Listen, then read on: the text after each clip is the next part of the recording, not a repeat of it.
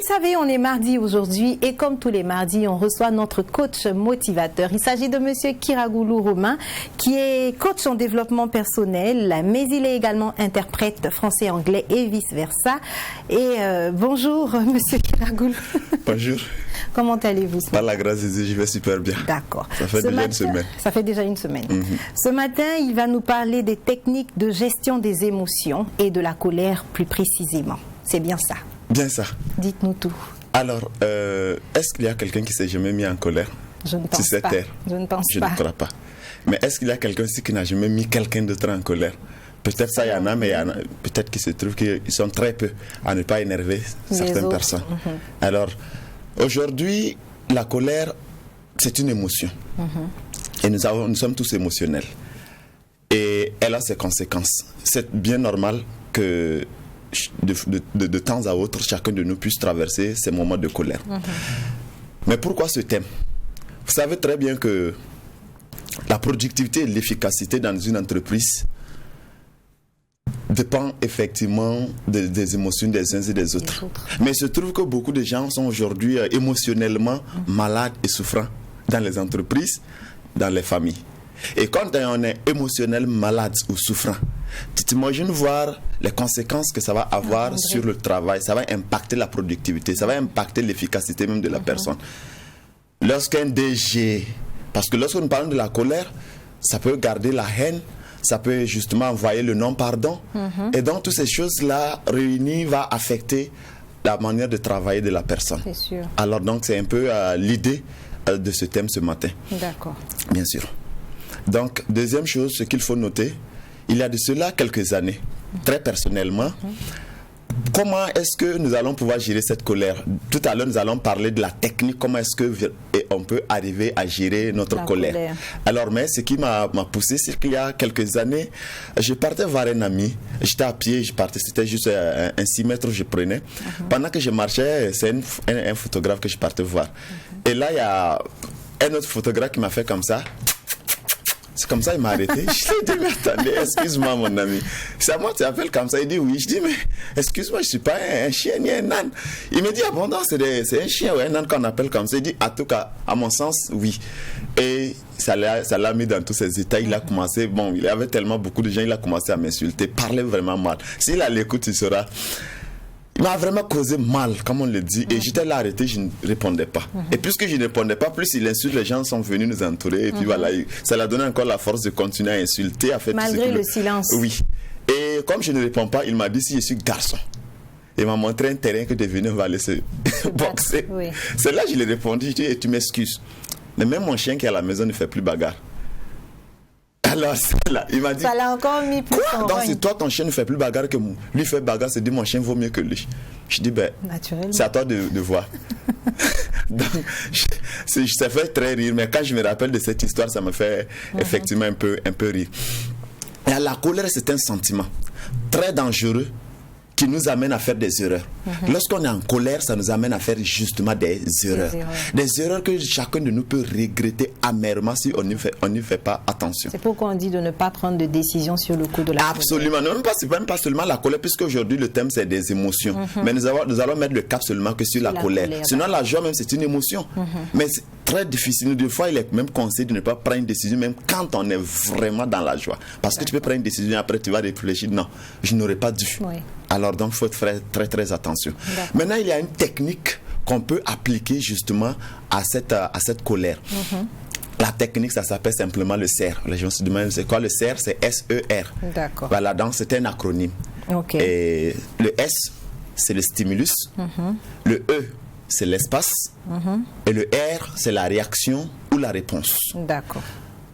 Alors donc, c'est quoi le stimulus? Parce que c'est la question qu'on peut se poser. C'est quoi le stimulus? Le stimulus, c'est tout ce qu'on peut te faire. La provocation, les injures, tout ce que tu peux, tout ce que les gens peuvent te faire. Ça, c'est le stimulus.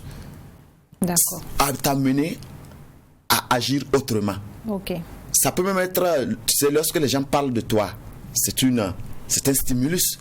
Parce que si quelqu'un parle mal de toi, tu n'es pas là, après tu as appris, oh, on a parlé mal de moi. Tout ça, c'est un stimulus. Si on veut, c'est ce qui est susceptible de nous mettre en colère. De nous mettre en colère. D'accord. Ou peut-être même pas nous mettre en colère, mais ça peut être des critiques positives. Mais toi, tu peux prendre ça autrement. Qui est susceptible alors de créer des émotions. De créer des émotions, qui est susceptible justement de créer des émotions en nous. Ok. Et l'espace, alors, il y a l'espace entre le stimulus et la réaction. La réaction, c'est ce que tu vas faire à ce qu'on au stimulus. D'accord. Et maintenant, entre ces deux, il y a l'espace. Et la grande question qu'on se pose, qu'est-ce que tu fais de cet espace? Ce qui est susceptible de provoquer des émotions, on l'a fait. Ça peut être des calomnies. Ça peut être au service que tes collègues ont parlé de toi. Ça peut être que quelqu'un t'a provoqué en circulation. Mais entre la provocation et toi, ta réaction, il y a un espace. Et cet espace, même si c'est 5 minutes, c'est 2 minutes ou c'est 2 secondes, comment est-ce que tu utilises cet espace? C'est ça le plus important. Comment est-ce que tu utilises cet espace? Comment? Que chacun de nous se pose cette question. Comment est-ce que j'utilise l'espace entre le stimulus et ma réaction? Entre ce qu'on m'a fait et moi, ma réaction, ou bien ma réponse à ce qu'on m'a fait.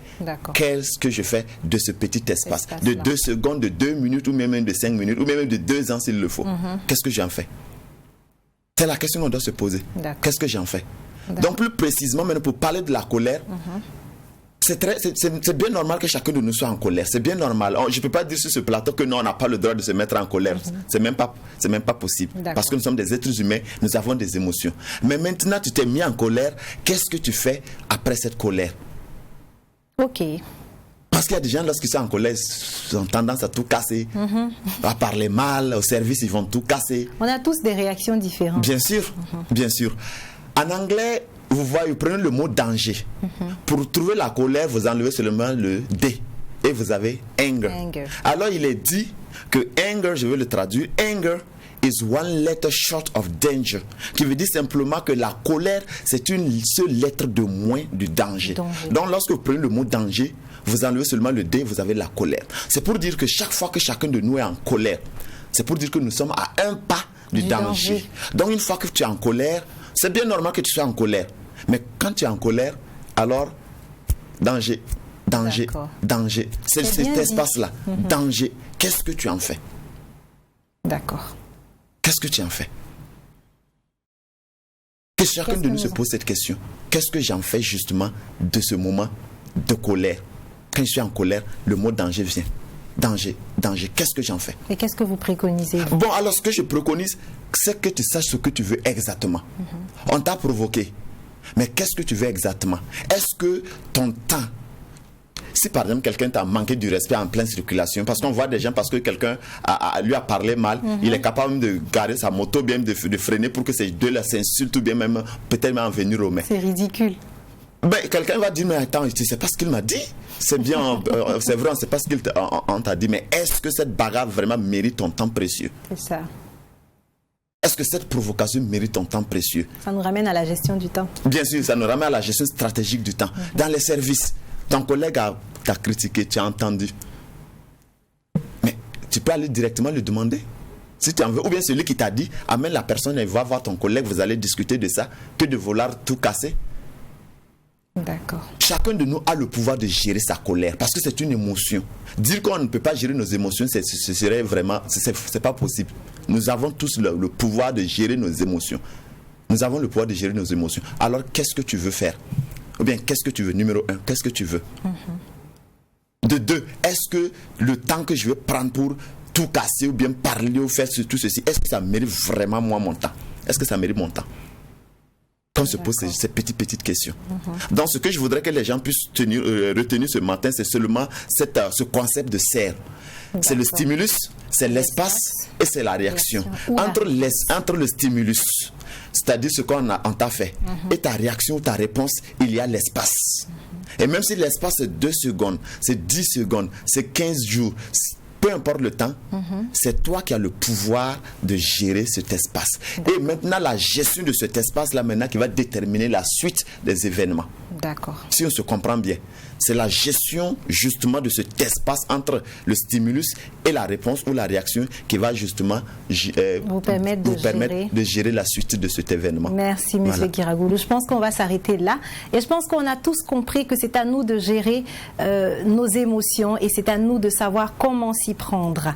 À la suite de M. Kiragoulou, avant justement même de quitter M. Kiragoulou, je vais rappeler qu'il est coach en développement personnel, il est également interprète, il a sa structure et je pense qu'il va donner un contact. Oui, c'est vrai, je suis coach formateur en développement personnel, je suis traducteur-interprète en anglais, c'est de la traduction, l'interprétation, mais en plus de cela, je suis aussi gestionnaire parce que j'ai un diplôme de maîtrise en gestion des ressources humaines. Alors donc, je réponds au 76 84 85 86. D'accord. 76 84 85 86. J'aimerais justement profiter de ce moment pour dire merci aux gens qui nous appellent parce que nous recevons des appels de la RDC, du Mali, et aussi de la Côte d'Ivoire et au Burkina. Nous voulons vraiment leur dire merci et surtout à ceux aussi qui sont au Burkina et plus précisément à M. Yameogo Edgar du côté de Boromo qui chaque fois nous appelle pour nous dire vraiment qu'il est satisfait du programme.